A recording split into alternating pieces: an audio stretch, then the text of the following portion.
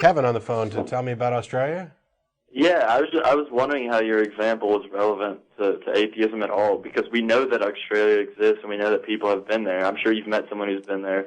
Yeah. I don't, okay, depending on how you define knowledge, I may or may not know.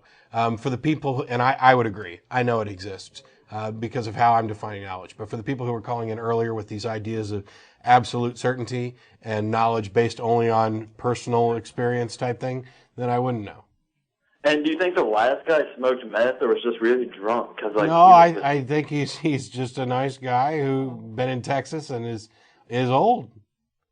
He's a good friend of the show. I've watched your show a couple times, and I have to say that I am atheist myself, but I can't agree with you, man. Like, I think...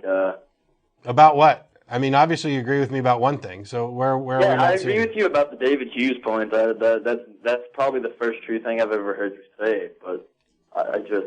So you're an atheist, and the only thing you agree with me about is the Hume quote from earlier. No, that's the first true thing you've ever said. Oh, it's the first true thing I've ever said.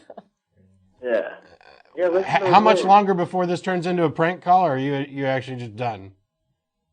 I mean, no. if we disagree... No. There is no prank call. I just think you're a fucking idiot. Okay.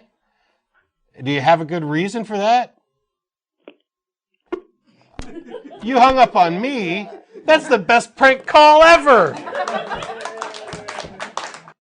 Pat Robertson's walking along, and there's a little kid there with a box full of kittens. And the boy says, they're Christian kittens. And about a week later, he had a lunch meeting with Ann Coulter, and there's the kid with the box of kittens. And Pat says, go over and ask him about them kittens. He's got the cutest answer you've ever heard. Ann Coulter walks over, and the kid says, yeah, they're atheist kittens. And Pat says, wait a minute, last week you told me they were Christian kittens. And the boy says, yeah, but now their eyes are open.